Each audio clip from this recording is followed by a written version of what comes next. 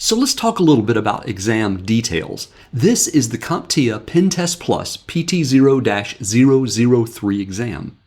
What are the things that you need to do and need to know in order to successfully pass the exam? Let's cover each piece individually. First and foremost, this is not an entry-level course. It does assume you have a little bit of experience and a little bit of knowledge of computers and computer networks in general. You don't have to be an expert, but you will want to be able to download and install a virtual manager, such as VirtualBox or VMware. Either one of those products will work. We'll talk about it in the lab environment, but you want to be comfortable enough to download and install software on your computer, and you'll also be doing some work at the command line. Again, don't worry if you're not really comfortable with it. We'll help you get to that point. So let's take a look at what's going to be on the exam. This exam includes a maximum of 90 questions. It's possible that you can have fewer than 90, but the maximum will be 90 questions. They're both multiple choice and performance-based. Now, that means it's not just going to be choosing A, B, C, or D every time. Sometimes you're going to be given a scenario where you actually have to answer based on your ability to follow through in that scenario. So it's more than just knowledge. It's the ability to apply the knowledge that we're going to talk about. And we'll be talking about how to actually apply the knowledge and where you would use the things you're learning throughout this course. The exam lasts 165 minutes.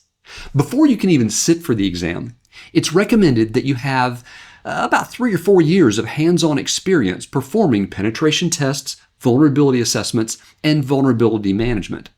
That means this is not going to be an exam for someone who's brand new. You need to have some experience to recognize how to use the tools and how to apply the results that you get back from your pen tests. To get a passing score, you need 750 points on a scale of 100 to 900. Anything 750 or higher means you passed and you get the PenTest Plus certification.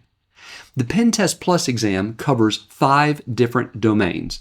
The first domain, Domain 1, is engagement management. It represents 13% of the total exam questions, and it covers summarized pre-engagement activities, explaining collaboration and communication, comparing and contrasting frameworks and methodologies, explaining penetration test report contents, and analyzing findings and making recommendations. It is the domain that kind of sets the stage for all pen test activities, and you'll need to know how to set up the pen testing project. That's what Domain 1 is all about. Domain 2, reconnaissance and enumeration, is 21% of the exam. Domain 2 covers gathering information, applying enumeration techniques, modifying scripts for penetration testing, and using reconnaissance and enumeration tools. Remember that pen testing is not just about using tools. It's about knowing when to use the tools, how to use the tools, and most importantly, how to assess the results, analyze those results, and determine what to do next. Domain 3, vulnerability, discovery, and analysis, is 17% of the exam. In Domain 3, you will learn about conducting vulnerability discovery, analyzing output, and explaining physical security. Domain 4, attacks and exploits, makes up a whopping 35% of the exam. In this domain, you'll learn about analyzing discovery output to plan attacks, perform attacks on wired and wireless networks, applications, and cloud technologies, carry out social engineering and physical attacks, and using scripting to automate those attacks. And in the last domain, Domain 5, is post-exploitation and lateral movement. But notice that Domain 5 is only 14% of the entire exam. However, this domain is still an important one to know. In this domain, you will learn how to establish and maintain persistence, move laterally throughout an environment, summarize staging and exfiltration, and explaining cleanup and restoration activities.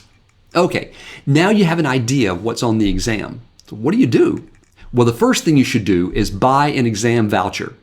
You're thinking, wait, I'm not ready to take the exam. I haven't even studied yet. That's okay. If you go ahead and buy the exam voucher, it's a great motivator because you've set the time clock ticking that before that voucher expires, you've got to take that exam. It's a wonderful tool to use to keep yourself on target and actually follow through with taking the exam. So buy that exam voucher, but before you buy it, look for discounts. You never know, you might find a discounted voucher here or there. Once you schedule the exam, it is motivation for you to finish your studies by that exam date. You can take the exam in person or you can take it at home. If there's a training center that's close by, you can take the exam there. If you would prefer to take it in the comfort of your own home or office, you can do that as well. Be aware that to take the exam at home, you'll have to have some software installed, and you may have to change your configuration a little bit as well. So there's a few changes that may have to occur because the exams are proctored, but you have the choice of going either way. Once you're ready to take the exam, in other words, you've scheduled it, and now it's time to actually dig into the material. Study, study, study. Watch this course and take lots of practice exams. Make sure that you answer lots of practice questions because those will help you get prepared. And then finally, when your exam day comes, you will be prepared to sit for the exam and pass it and become a PenTest Plus professional.